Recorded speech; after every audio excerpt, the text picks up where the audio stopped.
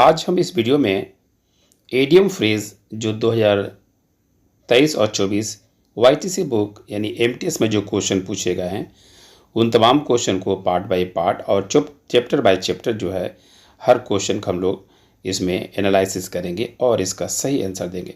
अगर आप इस क्वेश्चन का जो है सेट या प्रैक्टिस सेट मारना चाहते हैं तो समय के अनुसार आप इसे सोल्व भी कर सकते हैं, सेट भी मार सकते हैं। तो आज का हमारा जो पहला क्वेश्चन है, a child in an art museum is like a bull in A China shop. यानी जो अंडरलाइन किया हुआ bull in A China shop, इसका मतलब क्या होता है? अगर कोई बुल, कोई सांड जो है किसी दुकान में हो गया तो कहीं ना कहीं इन एक्सपीरियंस अनाड़ी पर्सन बोल सकते हैं। इसलिए इसका सही आंसर होना चाहिए a clumsy person in a delicate situation, यानी ऑप्शन नंबर ए हमारा सही आंसर होगा। नेक्स्ट क्वेश्चन हमारा है bury the hatchet. Bury the hatchet का मतलब होता है ज़मीन का अंदर गाड़ देना, यानी कोई विवाद है, कोई झगड़ा है, कोई डिस्प्यूट है, उसे ज़मीन में गाड़ देना, मतलब झगड़े को सोल्व कर लेना, सेटलमेंट कर लेना, समझौता कर लेना। इसलिए दो का आंसर जो होगा डी होगा, option number D, to settle dispute, ये हमारा सही आंसर होगा। नेक्स्ट क्वेश्चन हमारा है ऑल आइज एंड ईयर्स, यानी आँख और कान तमाम मिलकर के जो है ध्यान देना। इसका मतलब होता है कि बहुत ज़्यादा ध्यान से सुनना या देखना। तो इसका जो ऑप्शन नंबर ए होगा टू बी अटेंटिव, यानी आइज़ और ईयर दोनों ही अगर लगा रहे हैं तो इसका मतलब बहुत ही ध्यान से, यानी ऑप्शन नंबर ए हमारा जो है सही आंसर होगा। नेक्स्ट क्वेश्चन हमारा है beyond the shadow of a dot. भले ही आपका तैयारी बढ़िया ना हो लेकिन फिर भी पूरा कॉन्फिडेंस में एकदम हम सफल होंगे, कामयाब होंगे। तो इस तरह का सेंस में हम लोग beyond the shadow of a doubt use करते हैं, यानी इसका सही जो ऑप्शन होना चाहिए option number B, with certainty for sure, ये हम लोग जो है बी नंबर हमारा सही आंसर।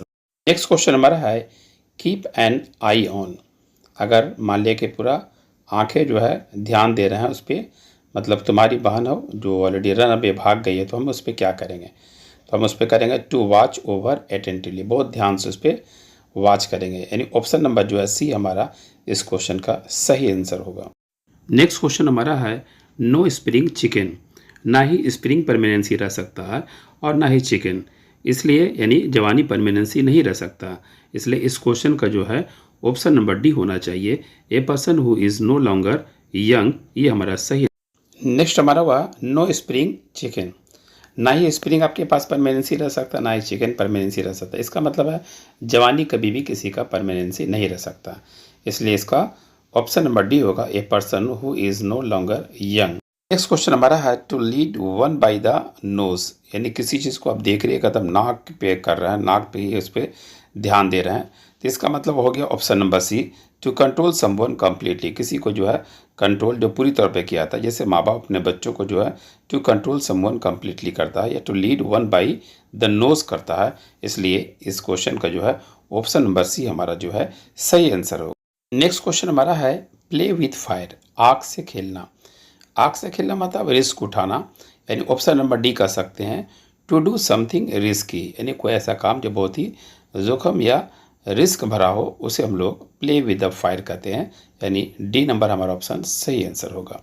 नेक्स्ट क्वेश्चन हमारा है मूव द गोल पोस्ट। अगर गोल पोस्ट की तरफ आप जाते हैं इसका मतलब होता है unfairly alter the condition rule of the procedure during its course, यानी अपने फ़ायदा के लिए अपने जो भी नियम है, कानून है, उसको बदलना को हम लोग कहते हैं move the goal post. Goal post की तरफ मूव जाते हैं मतलब अपने नियम अपने अनुसार बदलना चाहते हैं, उसी को हम लोग मूव द गोल पोस्ट कहते हैं, यानी ऑप्शन नंबर बी हमारा जो है सही आंसर होगा। नेक्स्ट क्वेश्चन हमारा है क्राइंग फॉर द मून, चांद के लिए रोना, यानी इस तरह का डिमांड करना जो इम्प्रैक्टिकल है या जो नहीं संभव हो सकता, यानी ऑप्शन नंबर डी बोल सकते हैं टू मेक एन इम्प्रैक्टिकल या अनरिजनेबल रिक्वेस्ट, यानी ऐसा डिमांड करना जो पूरा नहीं हो सकता, उसे हम लोग बोलते हैं क्राइंग फॉर द मून, चांद के लिए रोना।